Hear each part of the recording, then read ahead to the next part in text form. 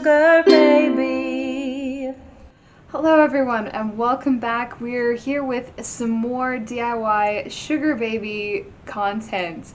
A little bit of a House of Quartz update is that the podcast, the longer version, is going to be available on Spotify, linked below. This is essentially content for a variety of different people. I myself am a spicy content creator, so we're going to be talking about not just the tips and tricks, but also just the nitty gritty of what it is like to be an accountant. In today's podcast, we're going to be talking about the debacle, very specifically with OnlyFans, and of course with the podcast itself. We're going to be also covering the topic of trauma and hypersexuality and some of the myths that we deal with in those areas. However, for the shorter form, we're going to actually talk about OnlyFans itself, why that happened, and the impact it had on the accountant / Shreks worker community. I'm very new to YouTube, so I'm not exactly sure whether or not I'll get in trouble for saying outright, well, sex worker. But if you'd like to listen to the longer form version, like I said, that is down in the link below for Spotify and wherever else that Anchor uploads podcasts to. Now, for those of you who follow my TikTok content, you'll probably already have picked up that I was not even remotely impressed. I was angry for a variety of reasons, right up from from legislature through our financial systems to so-called activist groups to even just the stuff we were saying ourselves to each other within the Shreks worker community. So it's a little bit of lowdown OnlyFans. For those who don't know, which is kind of becoming a very small percentage of people, OnlyFans is a content creator website that, in their words, is for a variety of genres. And in our case, it's for very spicy content. A bunch of us do the noodles, we do the kinky collabs, all of that good stuff. Like, there's a lot of fun things for adults over on that site. It is locked behind a paywall and it is locked behind verification. It is one of the it was at least one of the safest places for sex workers to operate from. So why should this concern anybody who's not a sex worker? Let me tell you, it actually comes right back to how we as a whole kind of just think about consent. So OnlyFans essentially was hit with some requirements out of nowhere to basically amp up their verification. This resulted in us content creators having to re-verify with the exact same process that we verified to get on the site in the first place. This originated with, as far as we can tell, and they are taking credit for it, it originated with a rather incompetent activist group known as Exodus Cry. They essentially force people to exodus, if they're a Shreks worker, from their safe platforms, and then they end up crying, is really what happened. Michael, good news. I was able to obtain Eleanor Shellstrop's file. Is it actually a cactus? I don't understand. I want to see the file for Eleanor Shellstrop. Is that what you have, or do you have a cactus? I have the file. You're sure? You have the file and not a cactus? That is correct. I have Eleanor Shellstrop's file. I do not have a cactus. Excellent. Please, give me the file. Here you go.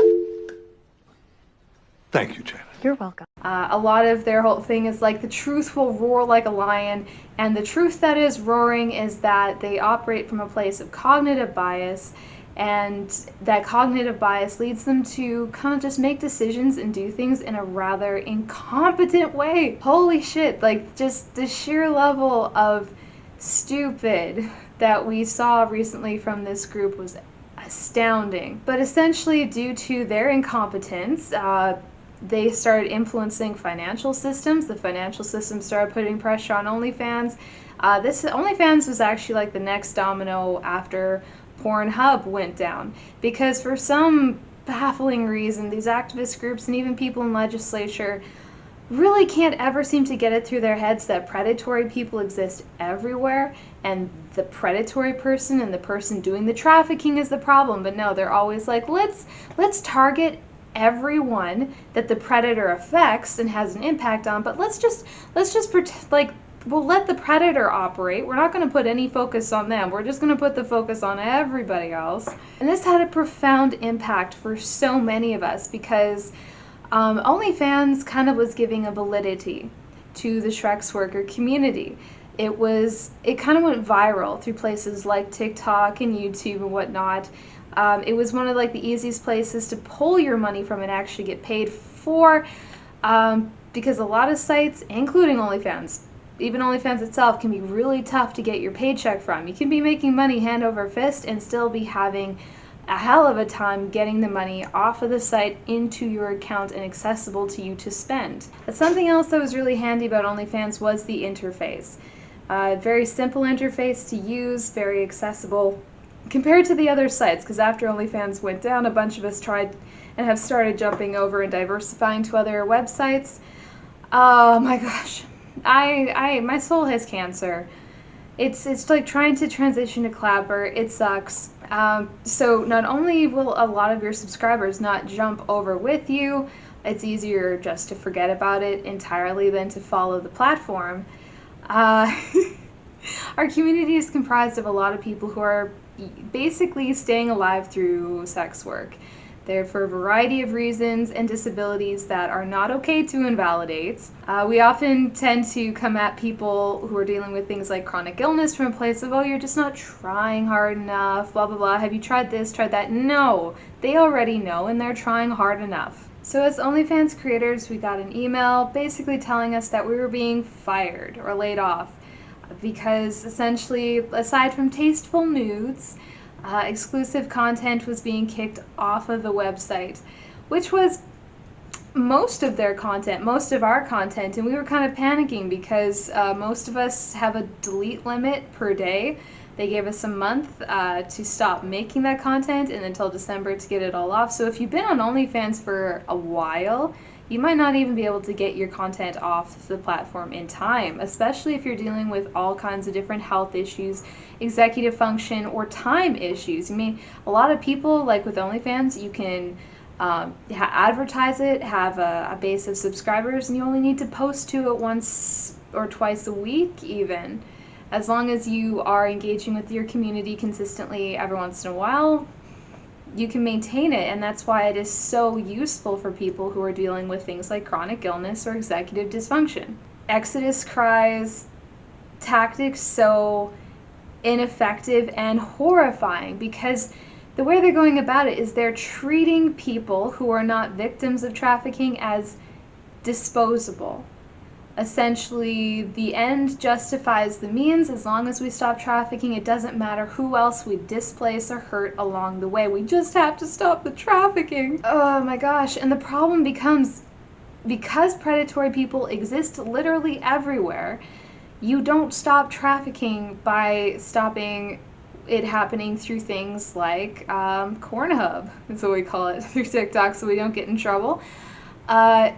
You just don't. When you try to ban something across the board, how have we not learned our lesson yet? How are we still here? As if the war on drugs wasn't proof enough? Prohibition? Did we not learn our lesson here? But after we got that email, a whole bunch of us, myself, my poor PTSD-addled brain went into full freeze response, and everyone was going, well, this is why you diversify your content and all that, and I'm like, I just got here, and I'm running a million other platforms. This is my main source of income.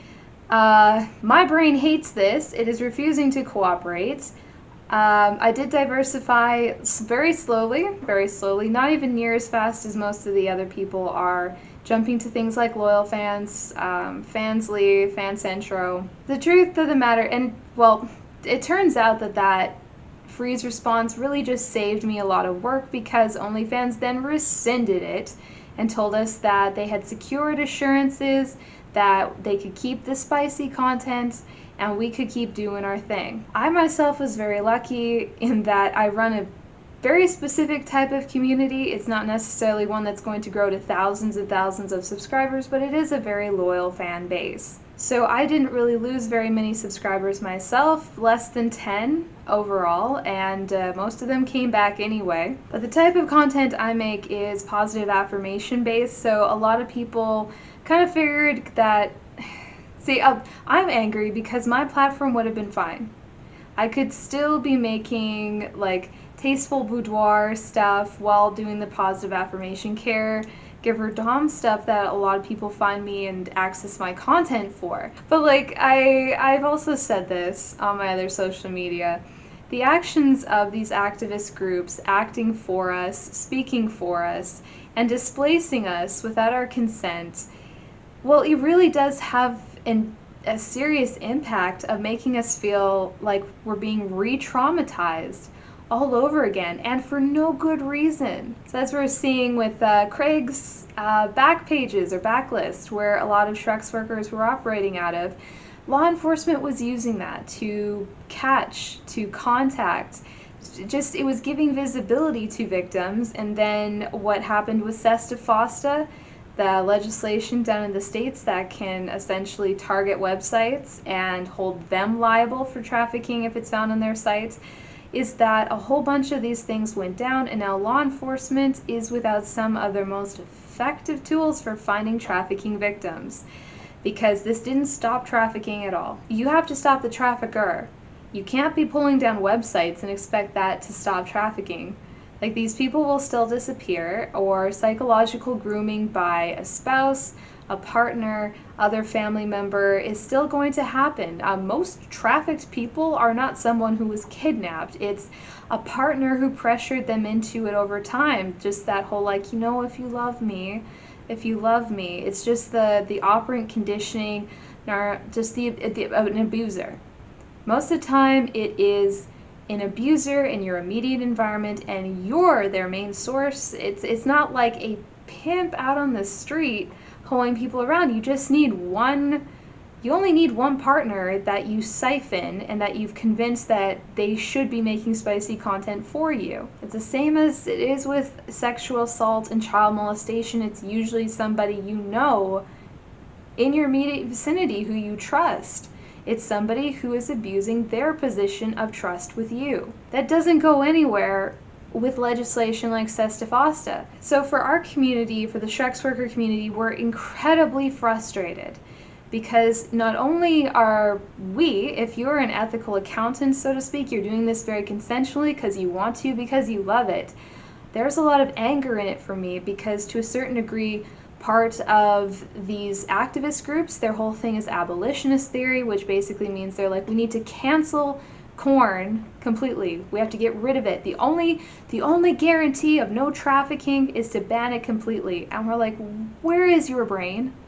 Are you that bad at processing the world we live in that the only way that you can cope with bad things happening in the world is to ban everything associated with it, including the normal, healthy side of it? That's not smart. That's neurotic. And it becomes very frustrating for us, because so many of us do have an educational background where we know what trafficking looks like. We know what the abusers look like. Quite frankly, most of them end up talking to us.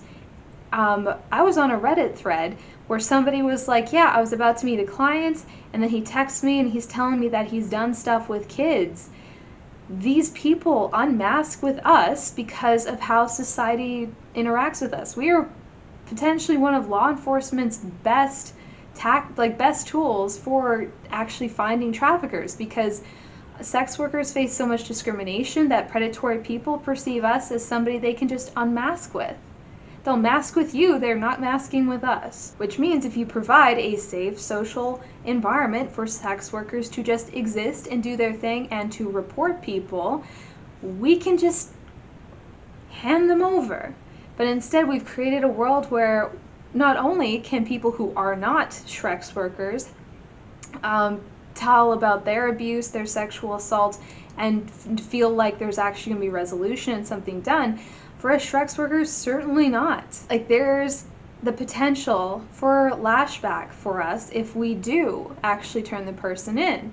And if there is lashback from the law enforcement that we tell, and the abuser finds out that we told and we don't have protection, then that means we take the hit for it. So many sex workers, we know exactly who the missing stairs are in the community, and y'all aren't letting us tell who it is. So we have to do it ourselves in our own vigilante style of justice. We found predators operating through Kink Talk and ripped their platforms apart.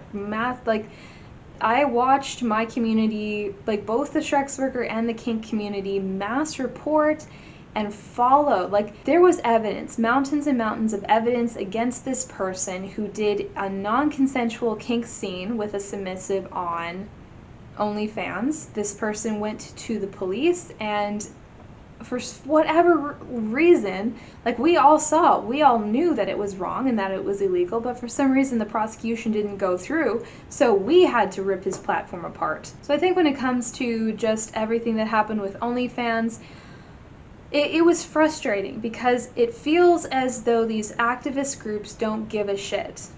That they don't actually even care about the victims, let alone who they're displacing with their actions, as long as they, at the end of the day, are perceived as a hero.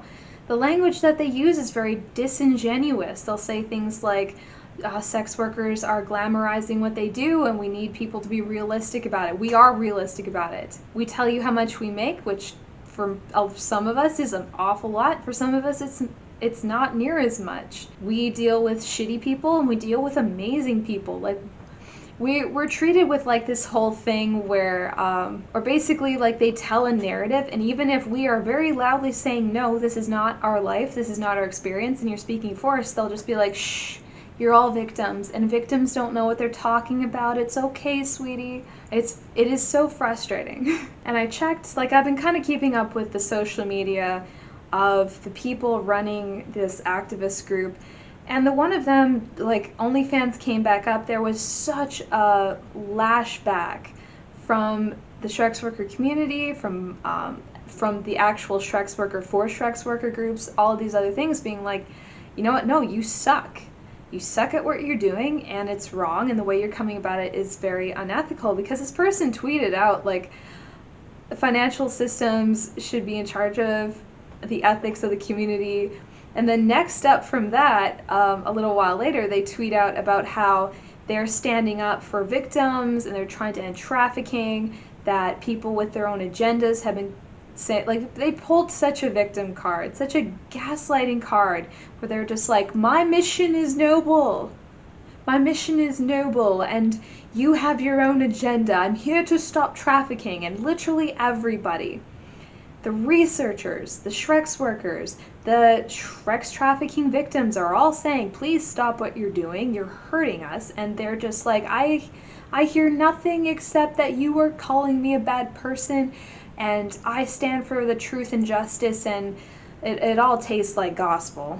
But it is encouraging to see, for the first time in history, I think, where when Christian-based activist groups try to speak for victims, try to use them to their own end and basically taking them from Shreks-based corn into inspiration corn. The cancel corn movement is generally what it's called here on TikTok, but on most other social media platforms, it's called #Trafficking Hub. Trafficking Hub is the formal name of the movement that involves a very large, very popular petition that was generated to hold Cornhub accountable. Talking like over 2,200,000 signatures, kind of popular. The founder of the Trafficking Hub movement is this woman here, Layla Mickelwaite. She has over 40,000 followers on Twitter. She's even here on TikTok. She has a really tiny following. She rarely posts. Her last video was posted over 2 months ago. She's far more active on her Twitter account. It is also important to know that she is the founder and CEO of the Justice Defense Fund, whose whole goal is to help finance certain victims of the Cornhub scandal in their attempt to sue Cornhub. While on the surface this seems like a selfless and truly noble thing for Layla to be doing, she has actually been on the receiving end of a lot of criticism. Several active and former sex workers, including actual victims of human trafficking, have called Layla out for exploiting their personal stories and publishing them, and even doctoring some of the information without their permission to further this movement. This is including, but not limited to, the time last year when Layla was sharing the story of August Ames, a now deceased corn star. She used the story of August unaliving herself to further the Trafficking Hub movement, despite August's family begging her to not share a story that was not hers to share. While that in and of itself can be incredibly disturbing, what Layla did last night on her Twitter account is unbelievable. One of the many concerns that Layla has with the Cornhub scandal is the number of videos of people's very real sexual assault being filmed and posted on Cornhub. And for some reason, last night, Layla decided it would be perfectly appropriate for her to post a completely unfiltered, uncensored screen grab of the sexual assault on her Twitter.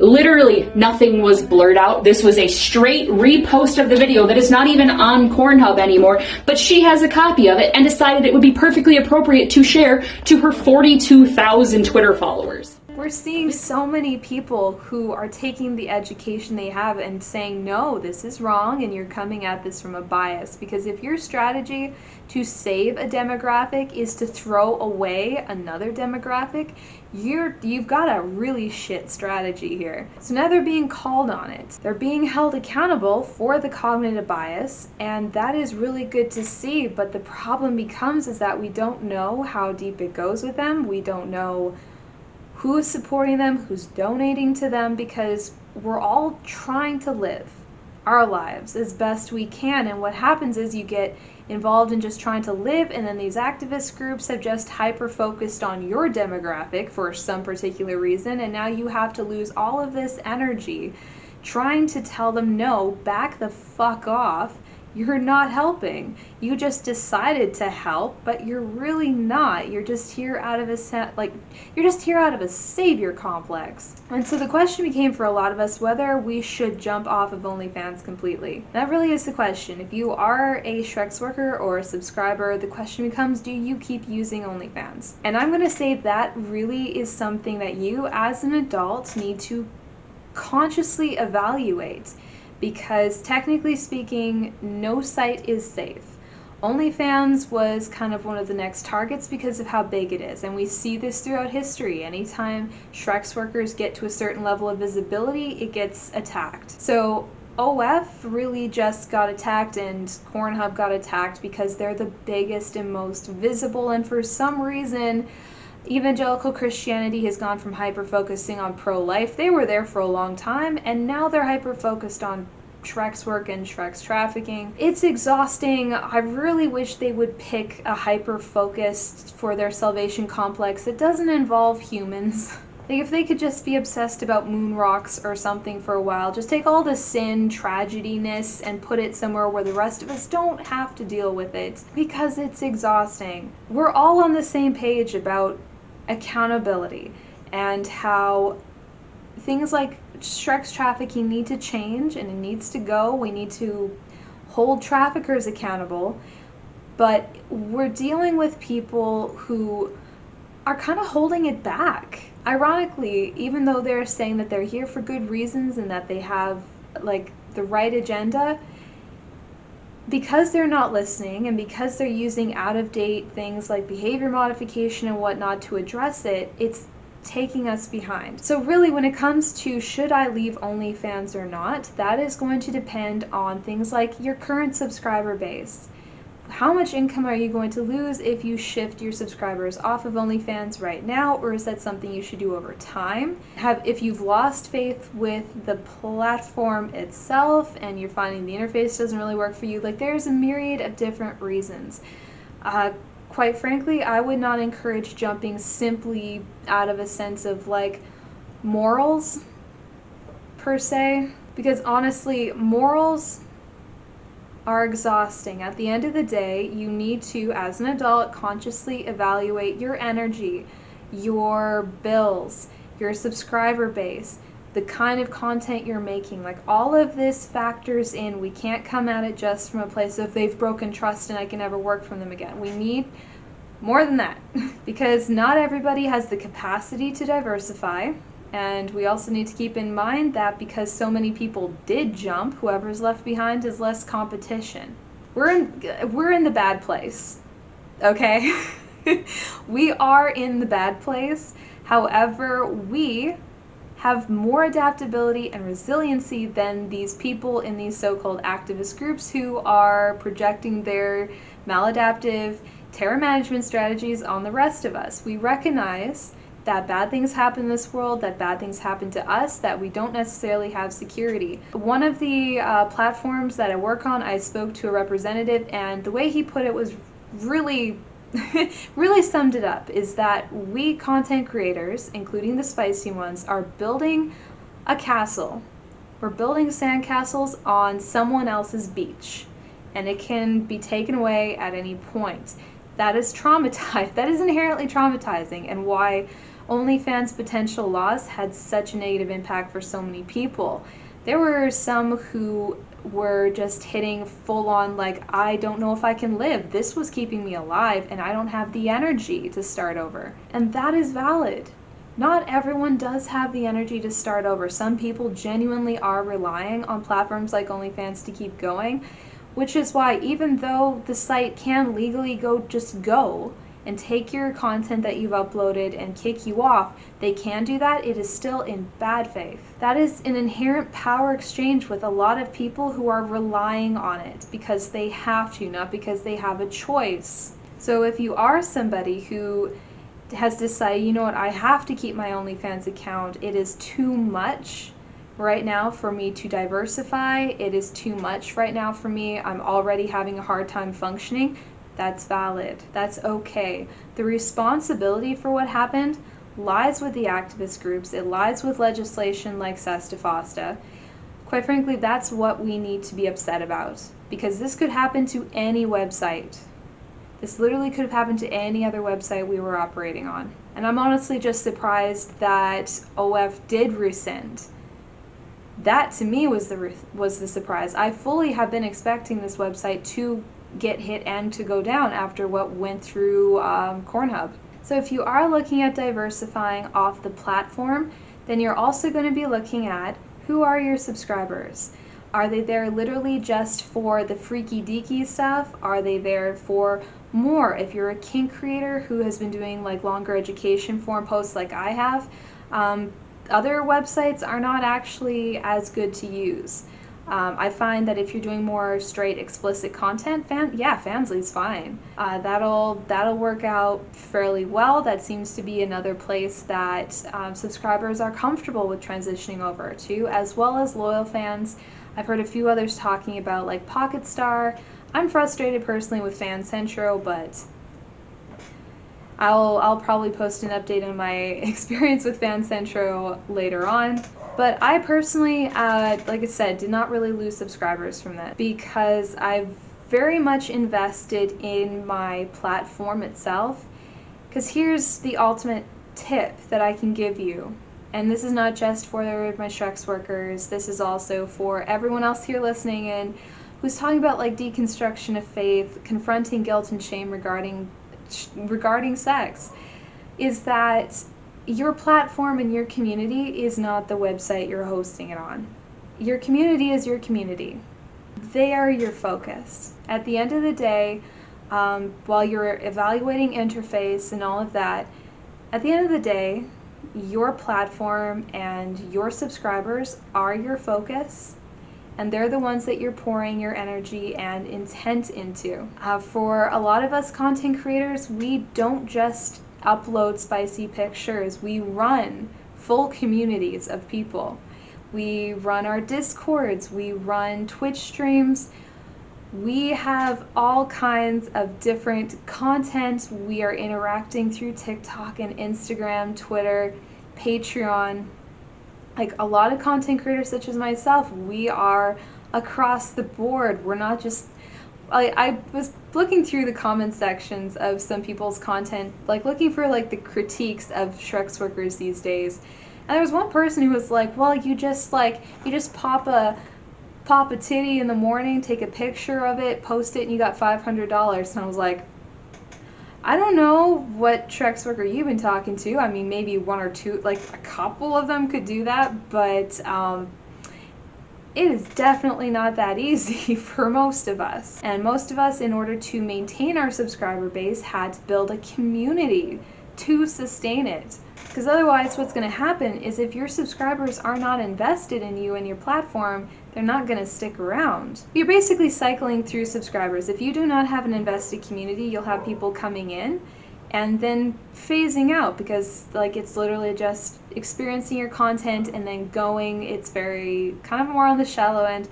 Make that bag if that's what's working for you. I just find the advertising for just simple explicit content to be exhausting, and I just find it is more worth my time to invest in a community that is also investing back in me. And it's kind of like creating this self-sustaining ecosystem for us where core needs are being negotiated for consensually and met. So ultimately, there's kind of like two things I would say about this OnlyFans debacle. For the subscribers, for everyone who's like wondering about the Shreks Worker community or about how to support them, what we're really looking at here is confronting stigma. We're confronting that ick feeling that we all have been ingrained with and conditioned to have for Shrek's work. For those who are in like long-term relationships, especially straight or straight-passing relationships, we've kind of been conditioned to perceive Shrek's work and people who, the clients of Shrek's workers or subscribers, as maladaptive or failures or whatnot because they did not achieve what we did. We got the relationship, the self-sustaining relationship, but the truth is, and we all know this, a lot of those relationships are not as great as they appear from the outside. Everyone's needs are different. And then if we're on the other side of it, regardless of if you have the capacity to diversify or you just took a hit, I know I, for myself, my mental and physical health dropped. I got slammed with a shark week out of nowhere. My immune system dropped and I got a sore throat. Like, I was angry. I was very angry with the whole thing because my physical and mental health took a hit, especially during a time when I don't have the time or energy for it. I'm busy building my empire. I don't have time for somebody else's cognitive bias and fake activism to be coming along and threatening it right now. But it wasn't just anger-inducing for me. I was watching my body take a physical hit, my immune system being compromised by that stress, and it was happening to everyone else around me, where it was just this collective sense of anger and grief and frustration and almost like a trauma. It was, a lot of us, I think, had a trauma response to what was going on because it is something terrible happening to you that you don't have, you feel like you don't have much control over. So for our communities, there were so many of my subscribers who reached out to me through DMs. A couple of them just immediately went to my wish list to get me something to help cheer me up.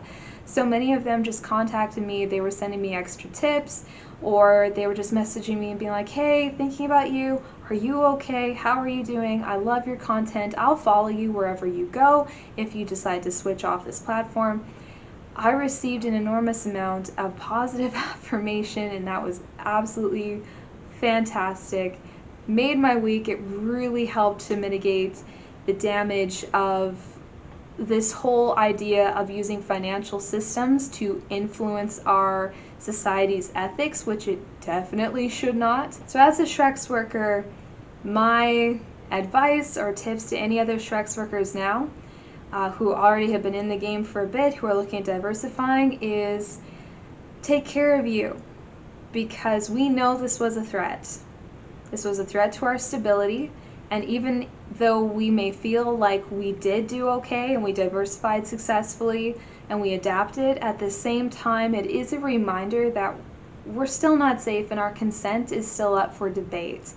And that means that our brains did register a threat, so that means we need to be proactive in knowing that we took a hit and making sure that we sit down with ourselves and we walk ourselves through and process that there was a threat to our stability, that there are people out there who do not respect our autonomy and who think that they can speak for us, as well as for people who are Shreks workers and trafficked victims. That is really hard, to have people out there in positions of power who can decide to just speak for you. That's scary. Because I know for a lot of us, we have to externally appear tough. There's so many people, we see it in the social media, people are like, oh, now they'll have to get a real job and shit like that. That's very invalidating. And you have to be tough. You have to be visually tough, or else you'll get the trolls, right? But privately, at home, with whoever is there in your support system, it's valid if this hurt. And it is valid if you're angry, and it is valid if you feel threatened or scared. Because even if logically you know you're okay, we have lizard brain. Lizard brain and logic brain are not always on the same page. So for us, part of being proactive is recognizing that lizard brain might not be okay, And while we might put a lot of focus into logic brain and being like, yeah, I got this, we might also need to have a moment with lizard brain and go, it's okay. That was not appropriate, and it threatened our safety and our stability, and that response you're having to that is valid. And of course, there's plenty of you listening in who might just be like, nah, that was fine. Same old, I'm fine. I see you. Get that bag. You got this. For a lot of us also in our community, we need to watch how we talk about this, because I think we forget that not everyone in our community has the capacity we do to diversify. So I know I heard a lot of us say things like, well, you should have known to diversify, or here's your sign to diversify. Not everyone has the capacity. And part of strengthening our community and making sure we're safe collectively, because we are our best bet for safety is when we speak collectively together, is that we watch for our community members who aren't doing as well, and we lift them up and we let them know that it's okay. We let them know that their self-worth is not their productivity, that they are not lesser for not being able to diversify at the same capacity. At the same time, like, we uplift where we can, but we also put our own oxygen mask on first. And that also has some tough questions for us in regards to, like, Just for Fans. Just for Fans is kind of like the first alternative that many of us are pointed to, but then we find out that the owner or CEO or whatnot has some sexual assault allegations, and that makes a lot of us uncomfortable with working with them. I myself, as somebody with some #MeToo trauma, I can't do it. I can't do it, but at the same time, it is not up to me to tell somebody else how to survive or how to diversify or whatnot. Morality is for people who are not concerned about the roof over their head or the food in their cabinet. At the end of the day, it is adaptability and resiliency. And if Just for Fans is what you need to do to pay your bills, to keep the roof over your head, to take care of yourself, then you put on that oxygen mask while you need to. It is not up to me to tell you what platform to go to based on, oh, no, I'm not going to ever do this. You're a bad person for supporting this, that, or the other, because I don't know what your situation is. I don't know what kind of oxygen mask you need to stay afloat. So ultimately right now, given the hit we just took, I would honestly say validate yourself, validate your needs, and if you're not okay after this, that's valid. So we're going to be talking more about kind of like the Shreks worker experience, what it is like diversifying platforms and building your own community. The whole point of this is to kind of give a little bit more of an in-depth look at being a content creator, including a spicy content creator. We're going to talk a lot about deconstruction of faith, things like that, confronting our own biases regarding Shrek's work, all of that good stuff. So thank you for tuning in for another DIY Sugar Baby episode. We're going to be doing a lot more short form versions and then uploading the long version audios into Spotify. You can come see me stream on Twitch as well, of course. We do a lot of good talks there, kind of going more in depth to this stuff and pulling it apart. You can actually have a conversation and a dialogue back and forth with me. And of course, you can find my spicy site still up on the old OnlyFans. So if you are a Shrek's worker, take care of yourself. Do something nice for your body. Order yourself some sushi or just something nice. A little something to just be like, you know what, that sucked. That sucked, and to say fuck it, honestly, to say fuck it to the patriarchy and to the cognitive bias in these so-called activist groups. Go get yourself some nice lingerie or something. Get a new toy. Even better, if you have somebody else out there who's like, I want to spoil you, and this is to like those who are the subscribers, go out of your way to make a Shrek's Workers Day. You don't have to be subscribed to them. Just comment and support. Send them some validations, a positive affirmation. And if you are a subscriber, definitely find your favorite and spoil them somehow. I guarantee you, they love it. Just shoot them a message, send them a tip, send them a gift off their wish list, something like that, and be like, I was thinking of you. Your content made a difference for me. I want to support what you do. I want to validate you. Thank you so much. Hope you have a great day. Basically, just send something along to them that validates them, where they're not expected to, like, you're not purchasing content or anything. Just go out of your way to send some validation and positive affirmation to a Shrek's worker today. We need that. We need that wholesomeness in our lives. We really do. But thank you so much for tuning in again. Please like, share, subscribe if you found this content interesting or helpful. Please comment down below questions that you'd like to see me cover about Shrek's work, about deconstruction of faith, even witchy shit. I'm here for all of it. I love talking about it. But thank you all so much for supporting my content. Y'all are phenomenal. I am so ever so grateful for the fan base that I have. Y'all continue to surprise me with the positive affirmation you send me every day. It really does make a difference for me. And once again, please let me know what kind of content you want to see, because then I also feel like I am giving something back to you that is genuinely helpful for you. So, lots of love to you. Go out there and make a Shrek's Worker's day. Bye.